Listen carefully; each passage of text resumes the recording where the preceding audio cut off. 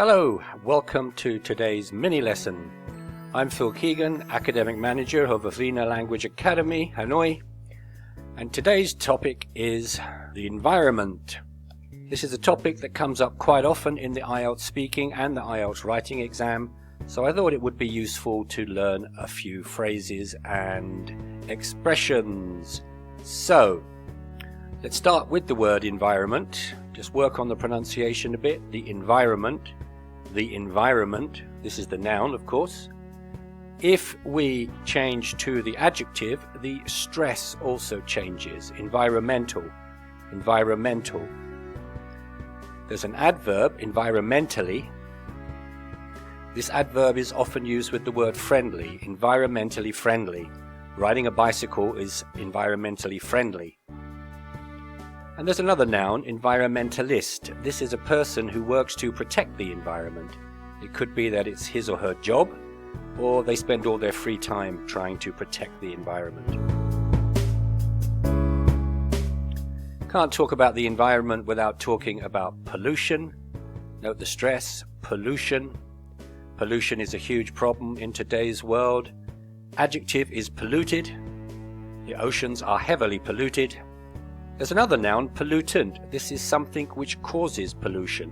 So for example, plastic waste is a huge pollutant. The different types of pollution that we have to deal with today: air pollution, of course, water pollution, waste pollution, and noise pollution, dealing with the stress of all the noise of modern life. Some verbs to cause pollution. International air travel causes a massive amount of pollution. To combat, fight pollution. Every person should find ways to combat pollution, or every person should find ways to fight pollution. And to protect the environment. We should live in harmony with nature and protect the environment. Now, the fossil fuels that cause so many problems to our natural world, the main ones are natural gas, coal and oil. And it is burning these fuels which is causing so much air pollution. Oil, of course, we use to turn into petrol for our cars and motorcycles. Just a quick difference between British and American English. In the UK, we put petrol in our cars and we buy petrol at petrol stations. In the USA, they put gas into their cars, gas being short for gasoline, and they buy their gas at gas stations. But of course it's the same thing, just a different choice of vocabulary. Now, climate change and global warming are some important words if you're discussing this. Greenhouse gas. Greenhouse gas is a chemical component found in the Earth's atmosphere, such as carbon dioxide, methane, water vapor, and other man-made gases. Emissions. Emissions refer to greenhouse gases released into the air that are produced by various activities, including burning fossil fuels. The verb from emissions is to emit. The chemical compound carbon dioxide, CO2, is the primary greenhouse gas and driver of climate change. Something we can develop to combat climate change is, of course, renewable energy. Renewable energy is energy that comes from naturally replenished resources such as sunlight, wind, waves, and geothermal heat.